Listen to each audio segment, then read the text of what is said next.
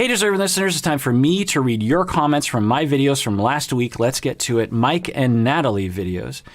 Isabella says, Gaahhh, Mike's passiveness is making me want to pull my hair out. Yeah, a lot of people will agree with you. Juicy says, I gotta say, Dr. Kirk, you got some random analogies some days. LOL. It's true. It's my thing. Terasar says, they would rather be, so I said apparently, they would rather be alone than vulnerable. People with avoidant attachment often would rather be alone than be vulnerable. Terasar says, oof, that's me. But I'm so terrified of being vulnerable that I avoid relationships altogether. I've built a wall so I can hide behind, and that's where I stay.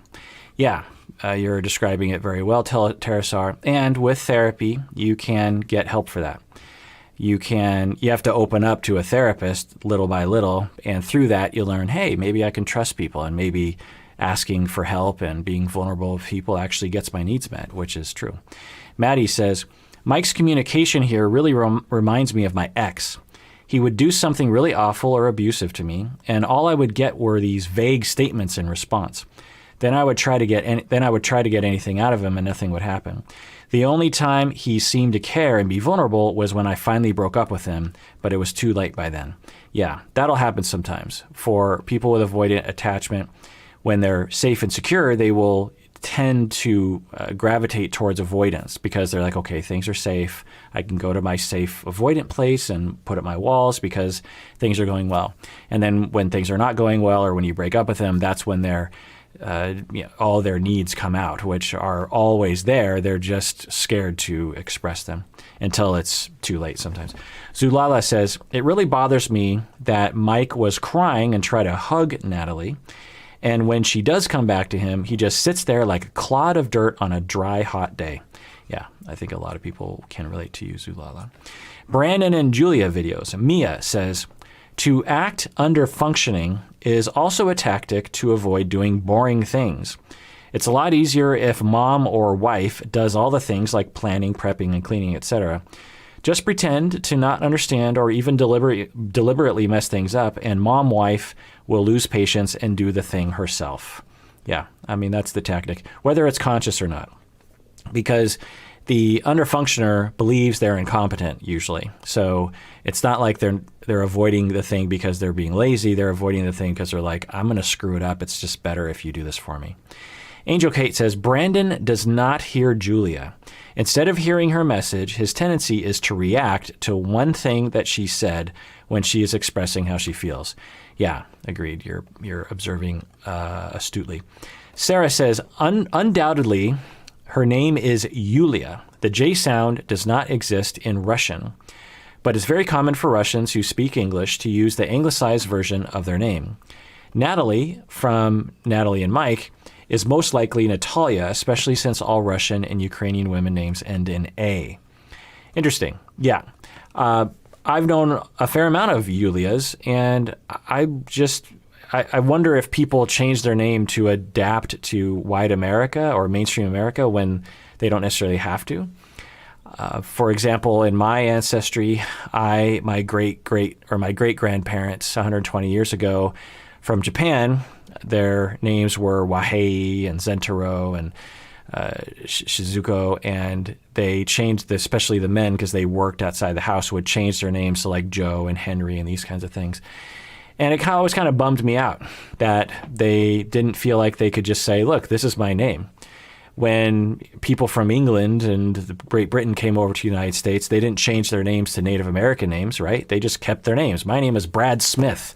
Well, why is that? Well, it's colonialism and mainstream oppression, this sort of thing. And so why should Japanese people have to change their name? Why do Russians have to change their name?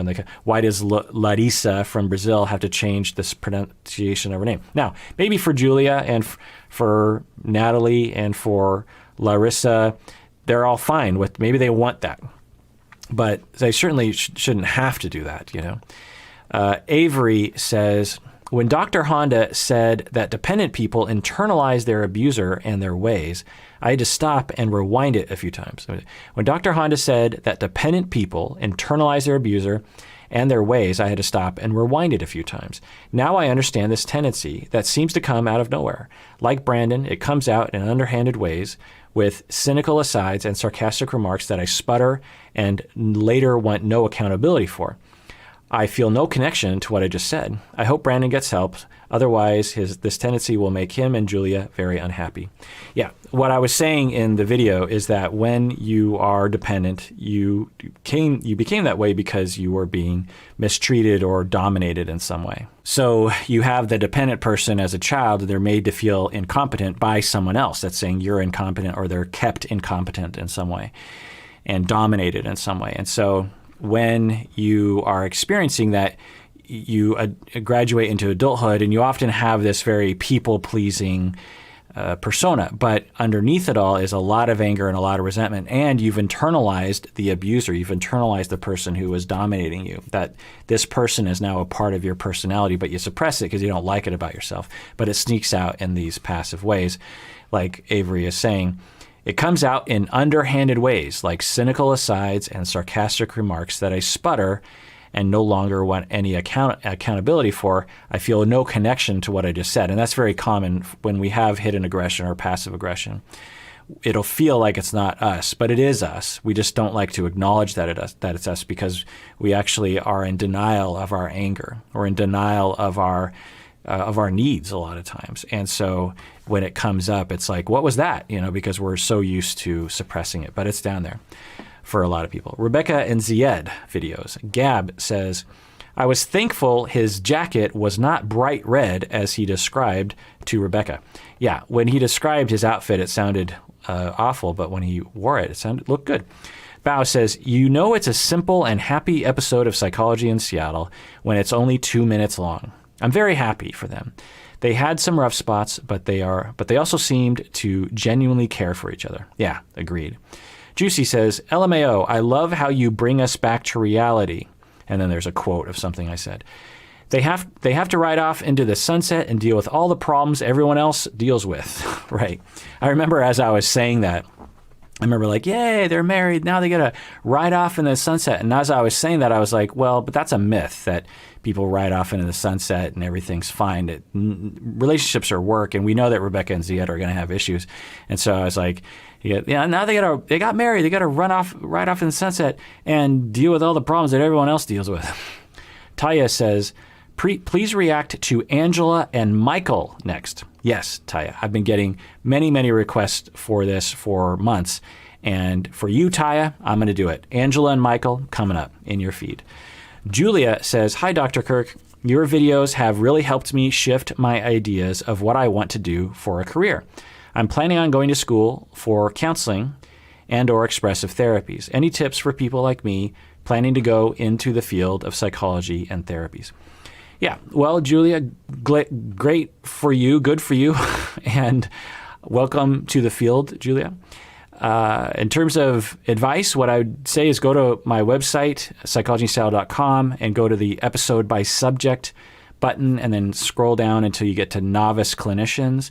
Click on that page, and then you will get dozens of episodes that are probably appealing to someone at your stage of which school do you apply to, that kind of thing. The other thing that I always tell people is know what you want to do after graduation. Don't choose a program on the program. Choose a career that you want to do, and then choose a program that is matched to that career, because every program is matched to a different career. For example, you say expressive therapies.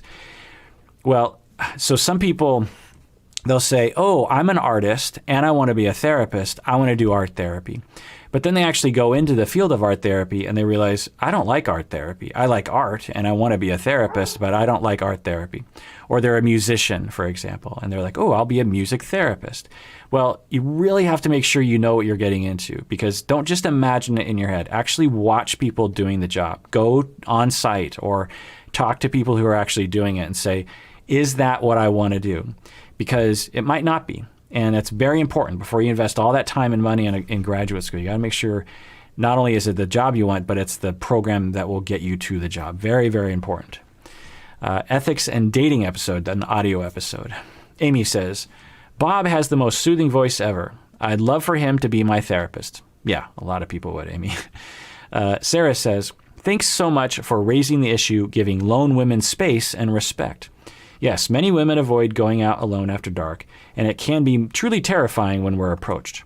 Of course, we know most men are not predators, but some are, and it's impossible to know the good from the bad. Yeah, Sarah, agreed. And it is a male privilege that I have that I can't relate to that, but I have to make sure that I remember that is definitely a reality for women. Soprano says, what a sweet, simple pleasure it is to listen to two old... So this is with Rebecca, me and Rebecca. Soprano says, what a sweet, simple pleasure it is to listen to old friends have a conversation. I felt my stress softening. Ah, well, that's good. Crystal says, when Rebecca laughs that you're losing listeners because you're talking about local neighborhoods in Seattle, I want to say, nope.